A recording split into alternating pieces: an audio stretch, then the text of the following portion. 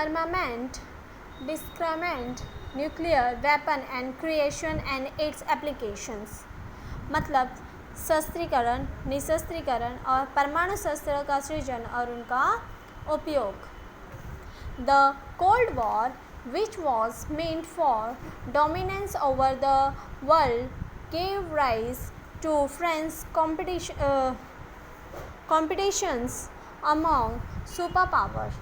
अब शीत युद्ध के दौरान समग्र विश्व पर प्रभुत्व जमाने के लिए दोनों महासत्ताओं के बीच क्या हुई थी, बहुत ही स्पर्धा, कंपटीशन स्टार्ट हो गई थी.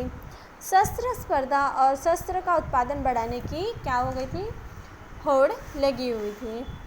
And for the shake of dominance armaments race was the given high priority.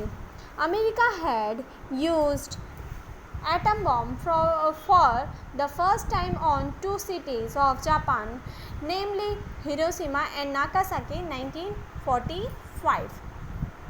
अब अमेरिका ने हिरोशिमा और नागासाकी पर परमाणु बम फेंककर अपनी सर्वोपरिता सिद्ध की. कब की थी, 1945 में. इसके बाद 4 वर्ष this way America provide its supremacy with in next 4 years. The Soviet Union to prove its capacity of making atom bomb by concluding a nuclear test. The created a power balance between a superpower. अब इसके 4 वर्ष में Soviet union यानी कि रूस ने परमाणु परीक्षण करके अपनी सर्वोपरिता भी सिद्ध कर दी हुई थी. अब America declare blockade of the communist Cuba, यानी कि अमेरिका ने दक्षिण पश्चिम में स्थिति साम्यवाद शासन स्थित व्यवस्था वाले क्यूबा को अमेरिका ने कब किया था, to defend Cuba against possible attack of America. The Soviet Union sent ships loaded with nuclear missile in the Caribbean Sea. अब जो अमेरिका जो था दक्षिण पश्चिम स्थित साम्यवादी जो स्टेट था, कौन सा, क्यूबा जो कंट्री थी, उसमें अपना क्या घोषित कर दिया, घेराबंदी घोषित कर दी थी. अब अमेरिका के आक्रमण के भय से क्यूबा की रक्षा के लिए सोवियत यूनियन ने परमाणु शस्त्र से क्या किया था, सुसज्जित मिसाइल वाले जो जहाज कैरेबियन सागर में क्या किया था, भेज दिया हुआ था. The Soviet union sent ships loaded with nuclear missiles in the Caribbean Sea. Both the supreme power threatened each other to use nuclear weapon. The world was almost on the verge of nuclear war. Finally, leader of America decided to throw. Finally, leader of America and the Soviet Union had to talk on the hotline for the first time. The Soviet Union decided to withdraw its ships and America decided to curb nuclear missiles aimed toward Cuba. The whole episode is known as Cuban Crisis. The episode is very important episode in world politics. It begins communication between two superpowers. This ascends in important towards the process of disarmament of nuclear weapon. The entire Cuban crisis is considered as begin of the end of the Cold War. अब इसमें जो दोनों महासत्ता थी एक दूसरे को परमाणु शक्ति का उपयोग करके धमकी देने का कार्य कर रही थी. अंत में जो अमेरिका और सोवियत संघ यानी कि जो दोनों राष्ट्र अध्यक्ष थे उनके पहली बार हॉटलाइन पर बात हुई जिससे सोवियत यूनियन ने अपने जहाज़ वापस करने का विचार करके वापस ले लिया और दोनों के बीच युद्ध होने से बच गया, नहीं तो ये दोनों एक दूसरे से युद्ध कर बैठते और उसमें बहुत ही भारी नुकसान हो जाता हमारे वर्ल्ड का। इस घटना को क्यूबा संकट के रूप में जाना जाता है। इससे दोनों सत्ताओं के बीच परस्पर संवाद का आदान प्रदान शुरू हुआ। दोनों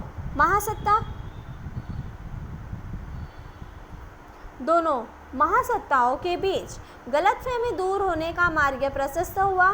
दोनों महासत्ताओं के परमाणु शस्त्र का उपयोग न करके मानव कल्याण का कार्य करना स्टार्ट कर दिया। अब क्यूबा की जो समस्या को शीत युद्ध के अंत की शुरुआत का माना गया था। नाउ अब हम इसके आगे कहाँ पढ़ेंगे, ये वाला, okay. America, the Soviet union, the Britain agreed on maintaining control over nuclear production, experiment and profile. This agreement is known as Partial Nuclear Test Ban Treaty. France, of course, refused to sign this treaty. China also conducted a nuclear test in 1964 and refused to sign the treaty. The treaty imposed ban on conducting a nuclear test in open atmosphere and, of course, accepts Communist China. The other four were already permanent members of the United Nations Security Council, possessing veto power. अब यहाँ पे America और Soviet union और Britain परमाणु शस्त्रों का निशस्त्रीकरण और परमाणु शक्ति का परीक्षण तथा उत्पादन और उपयोग करने पर प्रतिबंध लगाने में सहमत हो गए। सभी परमाणु परीक्षण निषेध संधि के रूप में माना जाता है। इस संधि पर फ्रांस के हस्ताक्षर नहीं किया गया और परमाणु परीक्षण जारी रखा गया। साथ में ही चीन ने भी संधि पर हस्ताक्षर नहीं किया और 1964 में परमाणु परीक्षण किया था।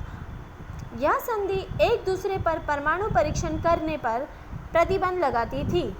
फिर भी जो विश्व के 5 राष्ट्र अणु शस्त्र रखने वाले राष्ट्र बन चुके थे, जो चीन है वह, उसके अतिरिक्त कौन था, 4 संयुक्त राष्ट्र सुरक्षा के समिति के जो स्थायी थे वीटो सत्ता, वीटो पावर जो जिसके पास थे वो राष्ट्र के सदस्य थे। अब हम इसके बाद का पढ़ेंगे। Apart from nuclear weapon and missiles, the super powers have also developed chemical and biological weapons. This weapon of mass destruction can kill millions of people without damaging any materialistic wealth. People would die miserably while suffering from various diseases because of this lethal weapon. अब परमाणु शस्त्र जो बहुत ही घातक था, रासायनिक जैविक शास्त्र तथा उनके दूरी तक पहुंचाने वाला जो मिसाइल जो था वह उत्पादन और जो टेक्नोलॉजी किसके, इन 5 राष्ट्रों के पास ही थी। मानव जाति की ही नहीं समस्त जीव सृष्टि के साथ अखिल विश्व का अनेक बार विनाश कर सके ऐसे राष्ट्र के भय से विश्व भयभीत था। इनके पास ऐसे ऐसे शस्त्र थे, रासायनिक जैविक शस्त्र थे, जिसके कारण पूरा का पूरा वर्ल्ड फिनिश हो सकता था। इसके लिए पूरा का पूरा राष्ट्र और पूरा का पूरा जो वर्ल्ड था बहुत ही इनसे डरा हुआ था। अब हम देखेंगे, during this decades many important and far reaching change took place in international politics owing to many reasons. The Cold War among superpower also ended, and so the nuclear ban treaty helped in the concern. India has always welcomed this treaty, but it is always a super pot of disagreement. The world will be always in danger until the disagreement of lethal weapon is not done. अब ये जो 2 महासत्ता थी, इनके बीच कौन सा युद्ध चला था? शीत युद्ध की तीव्रता घटने या उनके बीच संबंध सुधार की प्रक्रिया शुरू होने स्टार्ट हो गई थी। लेकिन यह महासत्ताओं ने परमाणु शस्त्रों पर अंकुश रखने और कमी करने वाली जो संधि था उस पर क्या किया था, उन्होंने हस्ताक्षर यानी कि साइन किया हुआ था। भारत ने इन संधियों का स्वागत किया और परंतु हमेशा निशस्त्रीकरण की पहल की, क्योंकि पता है ना हमारा राष्ट्र कैसा है, शस्त्रीकरण में बिलीव नहीं करता है। जब तक परमाणु शस्त्र का संपूर्ण निशस्त्रीकरण नहीं होगा तब तक परमाणु शस्त्र के खतरे में विश्व मुक्त नहीं हो पाएगा। ऐसा किसने बोला? सभी ने बोला। ओके, अब हम हमारा नेक्स्ट पेज देखेंगे। नेक्स्ट पेज में हमें क्या दिया हुआ है? Rise of independent nations in India. Asia में स्वतंत्र राष्ट्रों का उदय। राइज मीन्स उदय। Okay, India achieved independence in 1947 after long freedom struggle owing to Britain's policy of divided and rule and certain other reasons। अब द्वितीय विश्व युद्ध के दौरान एशिया के पराधीन देशों में स्वतंत्रता का आंदोलन शुरू हो चुका था। भारत में ब्रिटिशरों की भेदभाव की नीति के कारण आज़ादी के साथ ही भारत के दो भाग हुए। The country was divided into two nations, namely India and Pakistan. वो दो भाग कौन कौन से थे? इंडिया और पाकिस्तान, और वो दोनों स्वतंत्र थे। In the same way with continuous struggle against Britishers, countries like Sri Lanka and Myanmar got independence in 1948। In the case of Indonesia, the United Nations played an important role. 1949, Asian countries like Laos, Cambodia and Vietnam to got independence। अब Britain के साथ कई राष्ट्र संघर्ष करके स्वतंत्र हुए, उनमें म्यांमार और श्रीलंका 1948, इंडोनेशिया 1949 भी स्वतंत्र हुए। इसमें संयुक्त राष्ट्र का महत्वपूर्ण योगदान था और इसी दौरान एशियाई देश लाओस, कंबोडिया भी स्वतंत्र राष्ट्र बन चुके थे। राइज ऑफ, अब इसके बाद वाला देखेंगे हम, rise of independence India nations in Africa. Africa में स्वतंत्र राष्ट्रों का उदय। The second world war prove to be a good omen for the enslaved nations of Africa. Africa के देशों के लिए द्वितीय विश्व युद्ध का सुखद परिणाम आया। After the second world war, countries like Abyssinia, Ethiopia and South Africa and Egypt were independent। अब द्वितीय महायुद्ध पूरा होने के बाद केवल एबिसिनिया, इथोपिया, दक्षिण अफ्रीका संघ इजिप्ट स्वतंत्र थे। अब the second world war and the freedom struggle in Asian countries inspire the other African countries too। It resulted in that during the tenure of 16 years from 1951 to 1966, 14 small and large countries become free। Imperialist countries tried to have supremacy over these countries, but these countries either joined the superpower or the military resource and got their freedom। अब यहाँ पे जो परिणाम स्वरूप में क्या हुआ था, 1951 से 1966 के 16 वर्ष के समय में अफ्रीका के 40 छोटे बड़े देशों ने स्वतंत्रता प्राप्त कर ली थी। साम्राज्यवादी सत्ताएं विश्व में अपना प्रभुत्व छोड़ने वाली नहीं थी, इसलिए उन्होंने सत्ता टिकाए रखने के लिए प्रयत्न भी किए थे।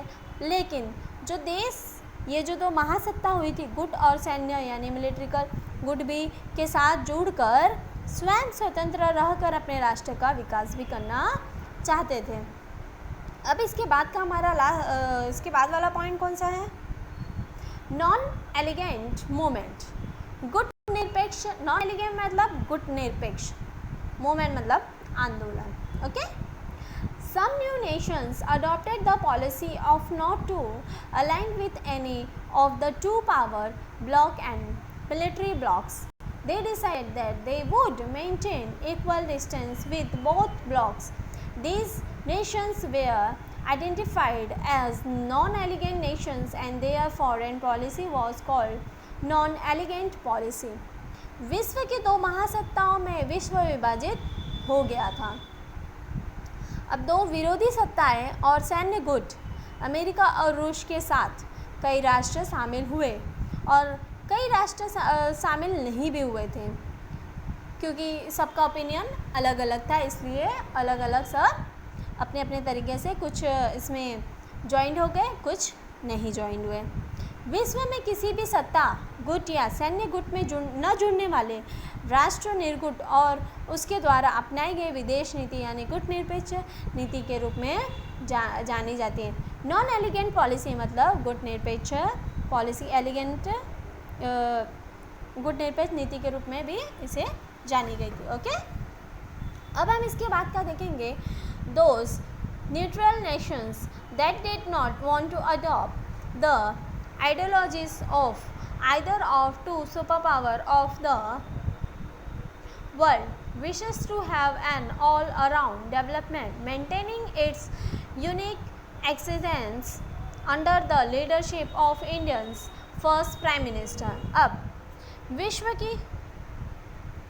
विश्व की दो महासत्ताओं की विचारधारा में जुड़े बिना तटस्थ राष्ट्र एक दूसरे के सहयोग से परंतु अपने अस्तित्व के साथ सर्वांगीण विकास करना चाहते थे। लेकिन उस वक्त जो first prime minister Jawaharlal Nehru, Indonesia first president Sukarno, Egypt second president Jamal Abdel Nasser, Ghana's first president Kwame, अब Nkrumah and Yugoslavia President Joseph Broz Tito got a thumping support for the movement. In the non-aligned councils, 23 countries of Asia and 6 countries of Africa were present. अब उस समय जो भारत के प्रधानमंत्री थे यानी Jawaharlal Nehru, Indonesia के राष्ट्रपति सुकर्नो, इजिप्ट के राष्ट्रपति कर्नल नासर, यूगोस्लाविया के राष्ट्रपति कौन थे? मार्शल टीटो, उन्होंने गुट निरपेक्ष नीति का समर्थन किया था। विचार विमर्श के अंत में इंडोनेशिया के बंडुक में तटस्थ राष्ट्र की एक परिषद आयोजित किया गया 1955 में। कब किया गया था? कितनी कंट्रीज उसमें ज्वाइंट हुए थे? 23 कंट्रीज, एशिया के 23 कंट्रीज और अफ्रीका के 6 देशों के प्रतिनिधित्व उपस्थित हुए थे। The organization was founded in Bulgaria in 1961 known as नाम non aligned movement under the leadership of Prime Minister Jawaharlal Nehru. The politics of non-allegiance movement were formed, name completed valuable leadership. Nehru believed that movement continues to see a role for itself as in its view. The world's poorest nations remain exploited the marginalized no longer by poisoning superpower but rather in a unipolar world, and it is the Western hegemony and neo-colonialism that the movement has power but rather in a unipolar world, and it is Western hegemony and neo-colonialism that a movement has really re-elegance itself again. It posed foreign occupations interference in international affairs and aggressive unilateral measures, but it has also shifted to focus on the socio-economic challenges facing member states, especially the inequalities manifested by globalizations and the implications of neoliberal policies. The non-alignment movement has identified economic underdevelopment, poverty and social injustice as growing threat to peace and security. अब यह जो परिषद के विश्व के गरीब देशों के बीच सांस्कृतिक और आर्थिक सहयोग बढ़ाने और साम्राज्यवाद का विरोध करने का ध्येय भी घोषित किया गया था। अब परिषद में तटस्थ देशों के संगठन के स्वरूप में भावी कार्यक्रम निश्चित किए गए। 1961 में बेलग्रेड में आयोजित परिषद में विधिपूर्वक गुटनिरपेक्ष आंदोलन नेम नॉन अलाइन मूवमेंट संस्था की स्थापना हुई। भारत के प्रथम प्रधानमंत्री पंडित जवाहरलाल नेहरू की अध्यक्षता में भारत ने गुटनिरपेक्ष नीति अपनाई। गुटनिरपेक्षवादी आंदोलन ने मूल्यवान नेतृत्व प्रदान किया। नेहरू मानते थे कि सत्ता गुट या सैन्य गुट में शामिल होने के बदले तटस्थ रहने में से राष्ट्रीय हितों की रक्षा अधिक अच्छी तरह हो सकती है। भारत की यह मान्यता रही है कि विश्व का दो प्रतिस्पर्धी सत्ता गुटों या सैन्य गुटों में विभाजित विश्व शांति के लिए खतरा रूप और अंतर्राष्ट्रीय सहयोग के लिए हानिकारक है।